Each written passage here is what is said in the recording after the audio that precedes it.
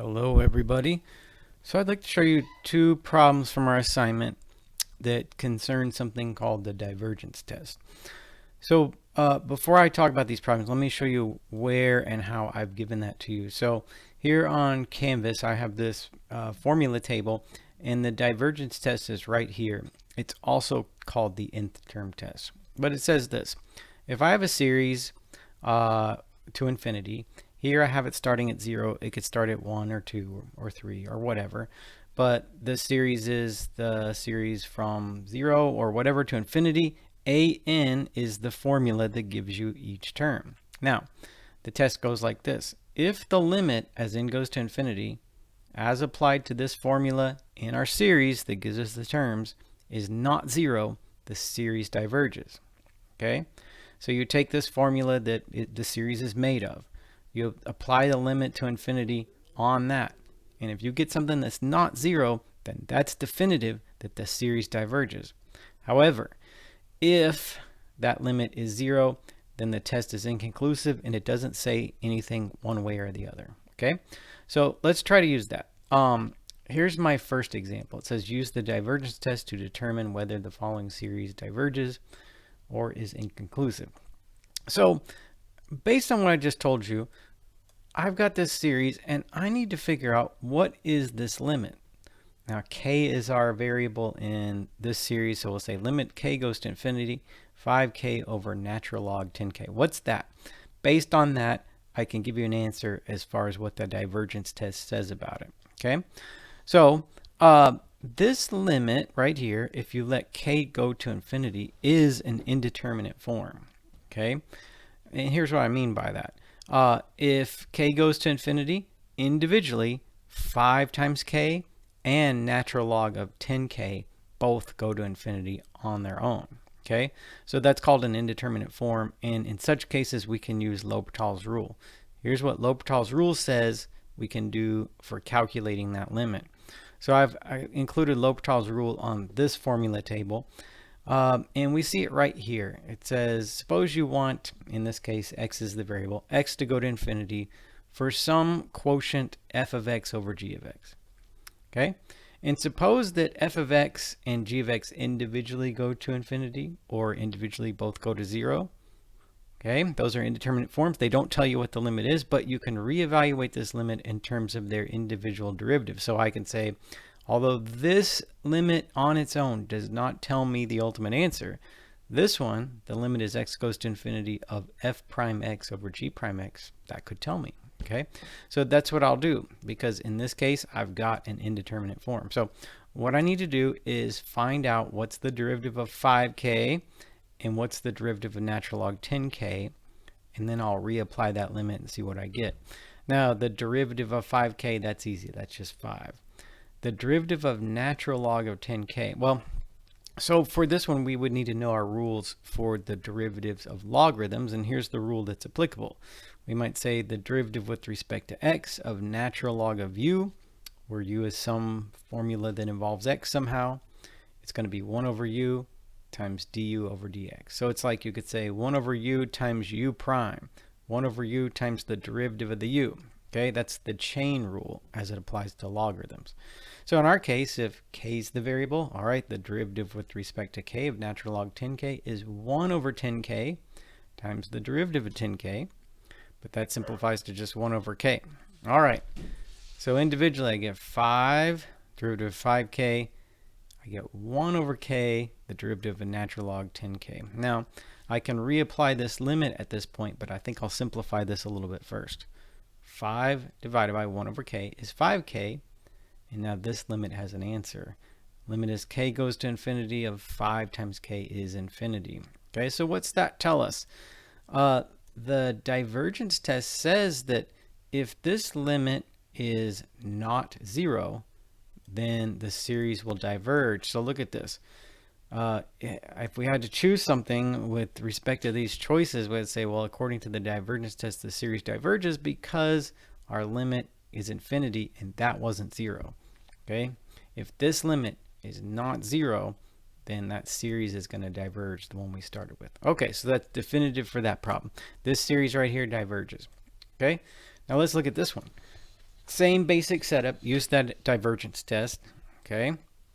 So I've got 7 times k to the 8th power over k factorial. And again, I've got to investigate this limit. The limit is k goes to infinity, 7 times k to the 8th power over k factorial. What's that? Okay, based on that answer, I can give you some response for what the divergence test says. Now, to find this limit, here's the way I want you to think about it. I want you to have looked at these formulas that I've given on Canvas, and some of them look like they might apply to this. Like, I see there are several here that involve exponentials and factorials, okay?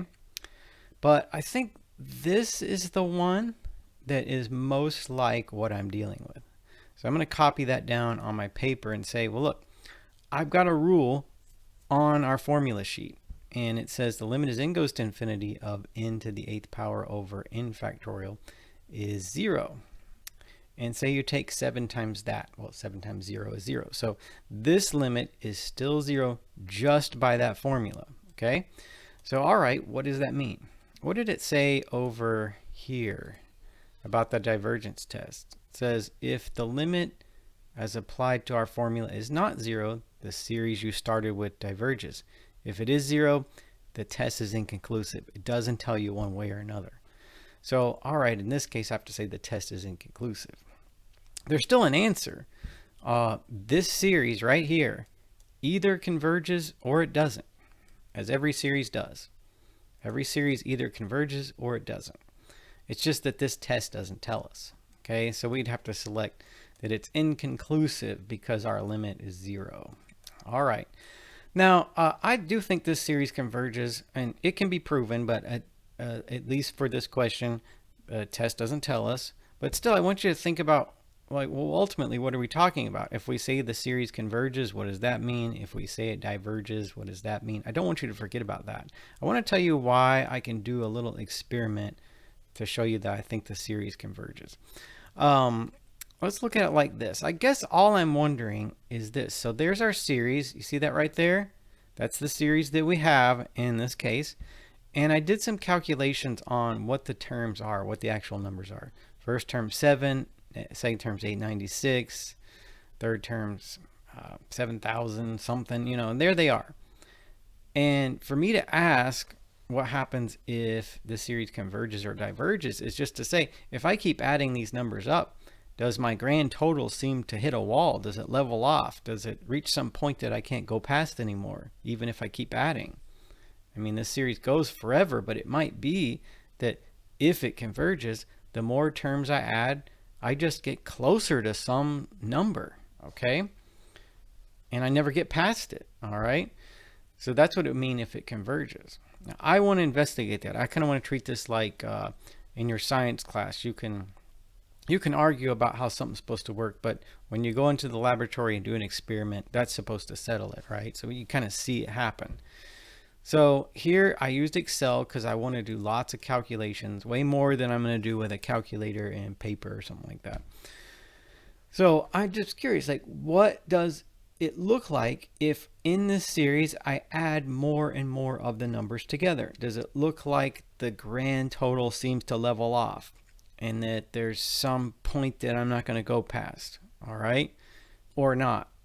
So here's what I did. I got Excel. I put the formula for this series into Excel, and the counting starts at 1 and so on. And then what I did was I said, okay, what does it look like if I add the first 10 terms together? You get about 78,730. And what does it look like if you add the first 20 terms together? You get about 78,775. 0.80739. And then what does it look like if you add the first 50 terms together? All right. And you get almost that same number, at least to 5 decimal places. So I would say it does look like the series converges. Okay. It looks like if I kept going, if I were to add the first 100 terms, I'm not getting the feeling that the grand total would be any bigger than what you see already. And so it would be the case that the more numbers I add in this series, the closer my answer gets to that right there. That's what it looks like.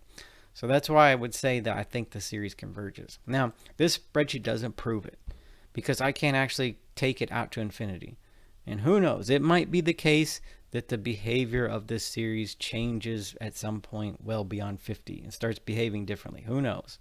I don't think that happens with this one, but it could be. All right, but it's just, this is a way for you to see what it means if we say a series converges, okay? Because it's something that we'll talk about a lot in the class.